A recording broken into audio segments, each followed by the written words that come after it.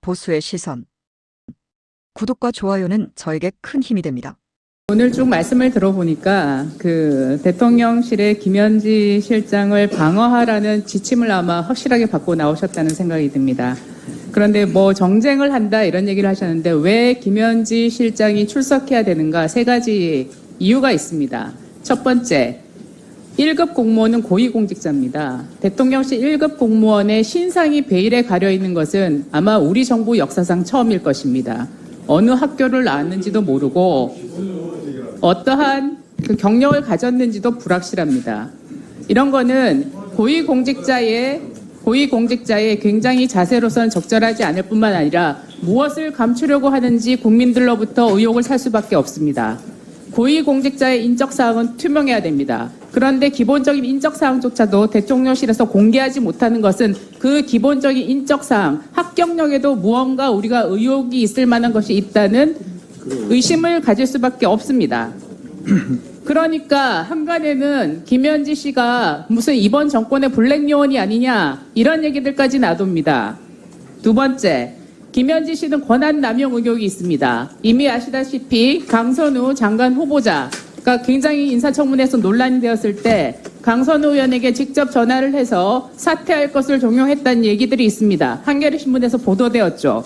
그 다음에 설주환 변호사, 이화영 전 부지사의 변호인을 사임시키는데 전화를 했었다는 여러 가지 정황들이 있죠. 이것이야말로 권력 남용 의혹이 있는 것입니다.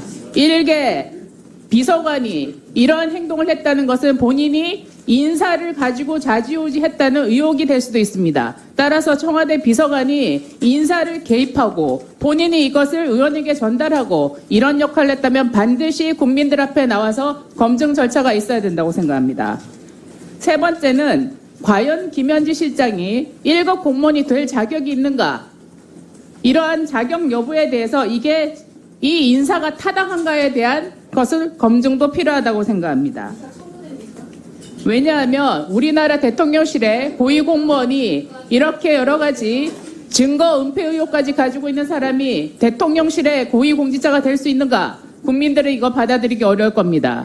그렇기 때문에 이 세 가지 문제만 하더라도 김현지 실장이 출석을 해서 이 의혹을 해소하는 것이 국민들의 의혹도 해소하는 길이라고 생각합니다. 이것을 민주당의 여당 의원님들이 나서서 방어를 한다는 것 자체가 굉장히 우스운 일이고요. 그리고 뭐 증인 출석 이런 얘기 하시는데 이 정부에서 청문회할 때 증인 출석 제대로 한 적 있습니까? 저 교육인대 인사청문회 2번이나 했습니다. 단 한 명의 증인도 채택되지 않았습니다. 그렇게 비겁한 정권입니다. 자, 발언 맞춰주시기 바랍니다. 자, 조용히 해주시기 바랍니다. 여러분의 생각을 댓글로 남겨주세요.